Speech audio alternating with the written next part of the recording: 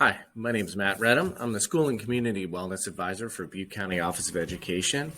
And I'm really happy to bring you our, I believe, fourth or fifth video in our parent series for Marsh Junior High School. Tonight, we're going to be talking about how we talk to our teens about mental health. This is a topic that I get asked a lot about. Probably more so in the past 2 years, given everything we've been through, than I had in the previous 16. And, I think before we get into what are the sort of the key points about how we introduce the topic, how we keep the topic present for our students, how we get comfortable as parents talking about mental health, I just want to acknowledge that one of the first things that we have to do is know the signs, right? I've mentioned this in other videos, but I was not raised in an environment, and I don't think I was raised during a time in my generation where we talked about feelings. We didn't really talk about mental health. It was something that was stigmatized pretty heavily, and that has shifted, over the past 30 years. I think that has really changed for the better. However, I think because many of us who are parents now grew up in a time where we didn't talk about mental health, we're oftentimes playing catch up. So I would say the first thing that I would recommend when thinking about how to talk to your child, your teen about mental health is just know the signs. Not know every single detail about every disorder that's in the DSM. But know generally what are the signs and symptoms that my child isn't doing well. We recorded a video of Mental Health 101 early in the year. Feel free to go back to that and just listen to us talk about the signs and symptoms of mental health. I think that's probably enough. I've included some resources at the end, and we can get you the slide deck as well. And all of those resources that I included have links and have information where you can begin to sort of develop your awareness and your understanding of mental health. The next thing I want to bring up is mental health with children and with teenagers is a series of conversations. It is maybe a series of conversations that never end. How mental health shows up has a lot to do with the age and developmental stage of a child. Children's ability to describe what they're feeling, as we'll see next, can be varied. But oftentimes, it may take more than one ask. So just having one conversation and saying, I want to know how your mental health is. First of all, they're probably going to look at you like, what just happened? Did you read something or did you watch something? But what we know is it often takes a series of conversations. Again, many of us didn't set the platform, the norm, the routine of talking about feelings and mental health because that routine and that norm and that culture was never set for us as parents. So we may not have done it yet. So when we bring the topic up, it could seem stilted. It could seem awkward, and it very well may. But that's completely fine, that it often takes more than one ask, more than one question. We also have to know that sometimes teens don't have the words. Like the ability to describe one's internal state is not uniform among, let's say, all 14-year-olds, all 13-year-olds. There are some that are really, really good at it, and there are some that really don't have that rich feelings vocabulary. There are some which really are in touch with a wide range of feelings, and there are other kids that are just naturally, they don't experience huge emotions in the same way that maybe even their sibling does. And what that can translate to is a lot of I don't knows, right? So if I ask my 13-year-old, what did it feel like when X, Y, or Z happened? And he says, I don't know. I can take that as sort of a resistance or not feeling like talking, and it very well may be. But it also could be that he doesn't actually have the vocabulary and that I need to break that question down a little bit more for him to be able to engage in the conversation. So we know that sometimes the answer, I don't know, I don't care, leave me alone, might not be about, I don't want to have this conversation. It might be more about, I don't really know how to have this conversation. So the reason why we're talking about this today is to start to set the platform, the routine, and the foundation for how we begin to have these conversations and how we make them part of our life. So that when we talk about it, it is more the way it is and less something that dad or mom is bringing me or caregiver. So let's think about how we start the conversation. I got to tell you, in the last 2 years, I probably haven't been at my optimal in starting conversations. Why? Well, like we covered last time, parents are feeling a tremendous amount of stress because of COVID, because of outside things that have nothing to do with COVID that are exacerbated by what we've been through, still dealing with impacts from our other disasters, the wildfires that have occurred. But we know that our level of stress as parents is still really, really elevated. So sometimes we have to be really intentional. If I'm thinking to myself, I need to have a conversation with my child about mental health, I want to take some time beforehand and think about, how do I want to do this? What do I as an adult need to center so that I can effectively have this conversation? It is best practice that when we start a conversation, we do it in a very non-judgmental way, starting just with what we have noticed. Now, you can have mental health conversations, check-ins with your child, not based on a concern that you have, but just based on you want to start the practice discussing their internal world.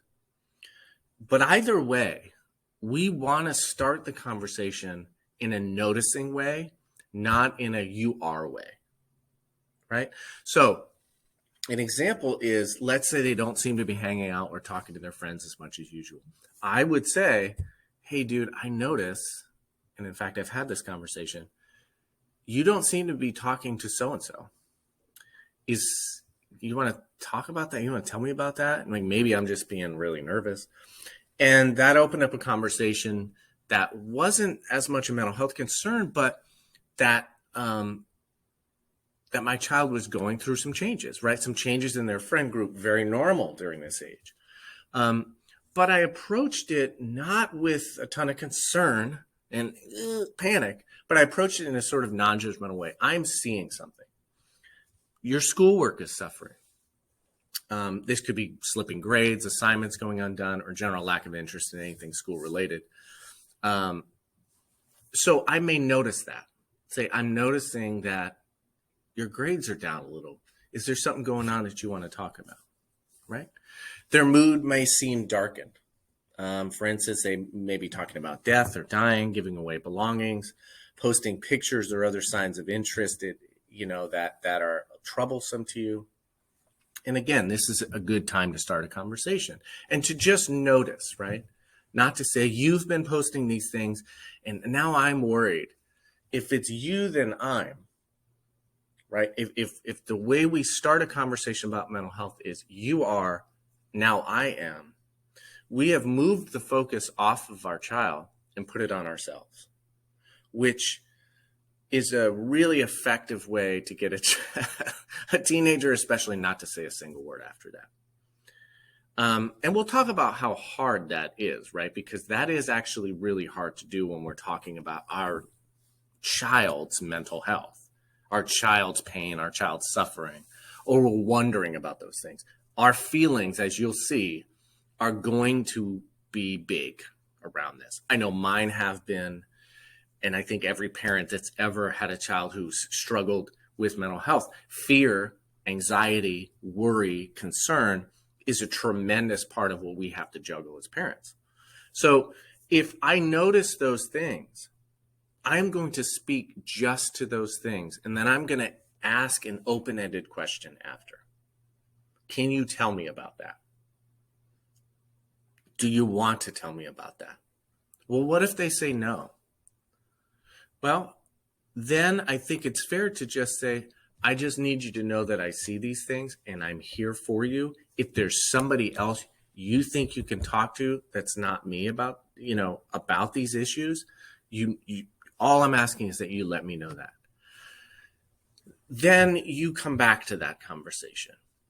You come back to it when you notice they may be more open, when they're more relaxed the following day, but you don't allow too much space and time, because sometimes when we ask a question and it's clear there's something going on, but they don't want to talk about it, if we give too much space in between, the message we're inadvertently giving is either I can't handle it, I can't manage my own anxiety around it, I don't know what to say, or I don't care.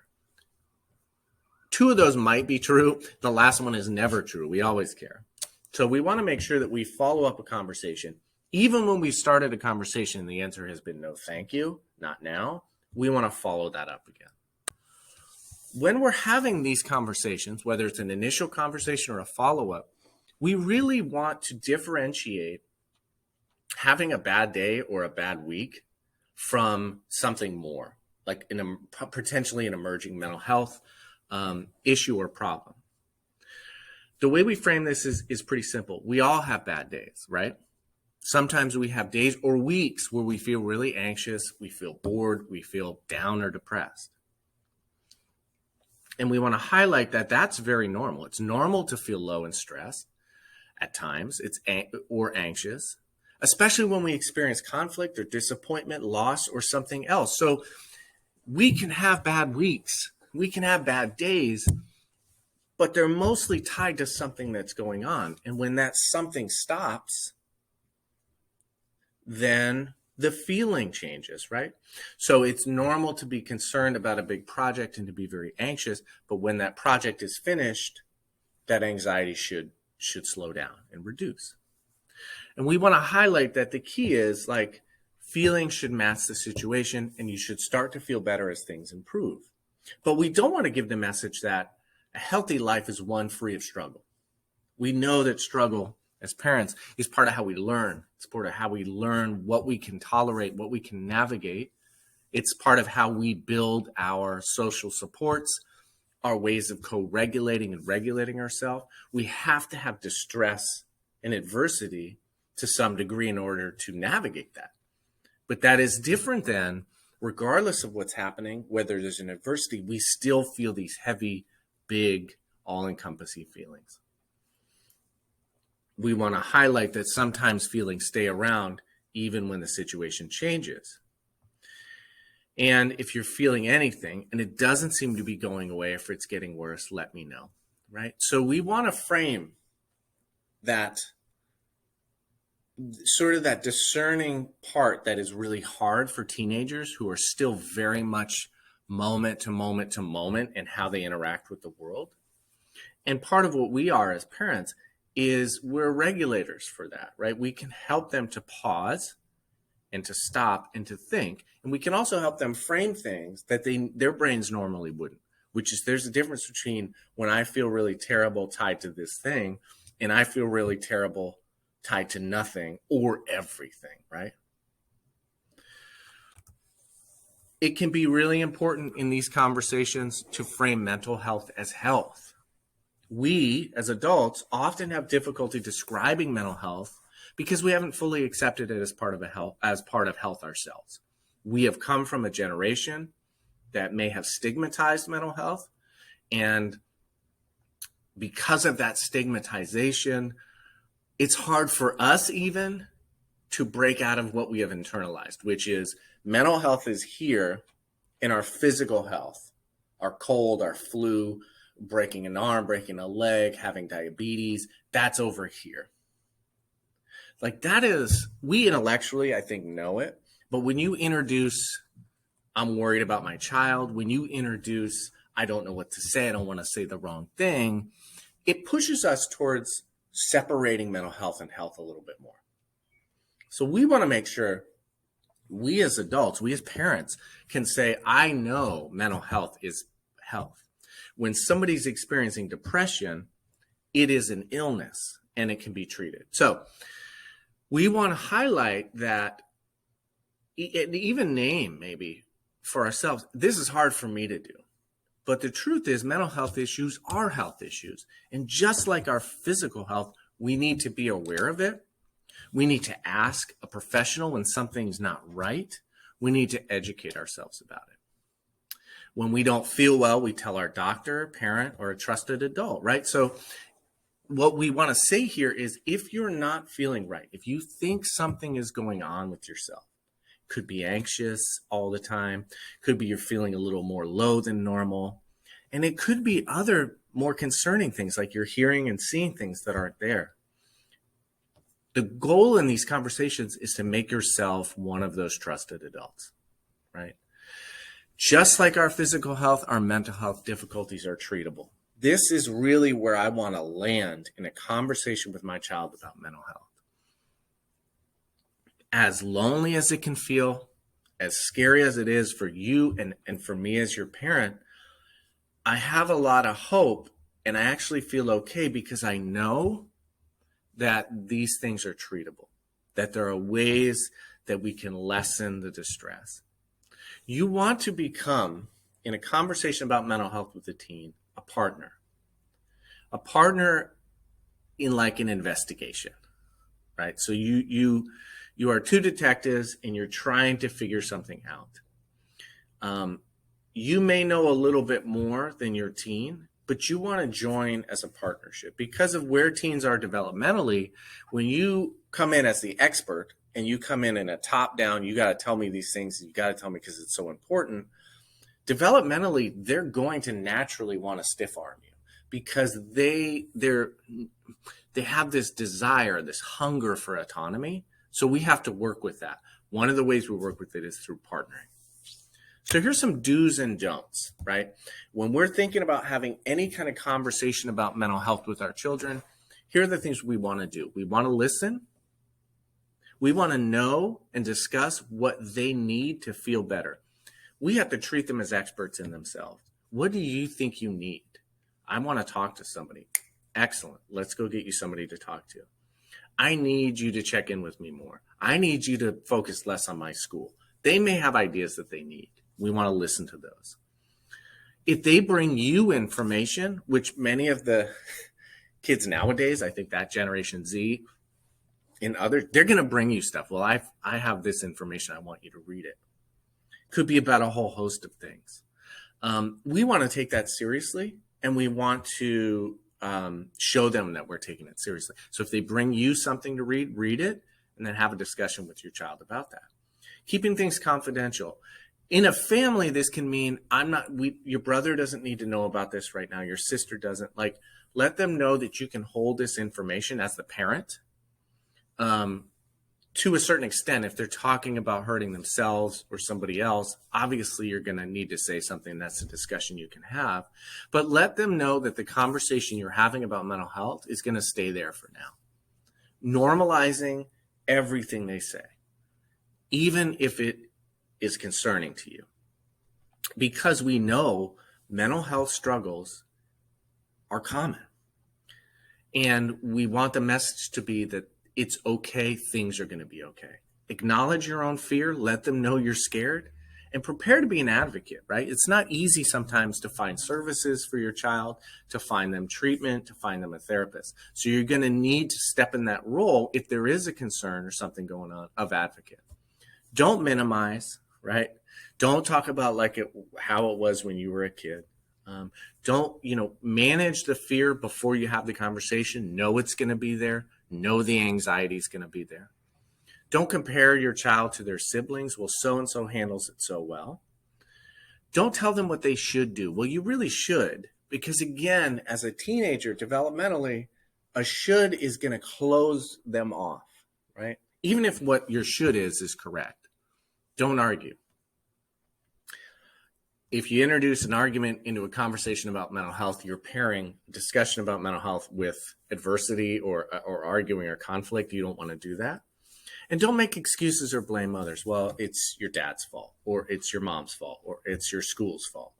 That mental health comes about as a result sometimes of factors outside, but again, it's a health issue.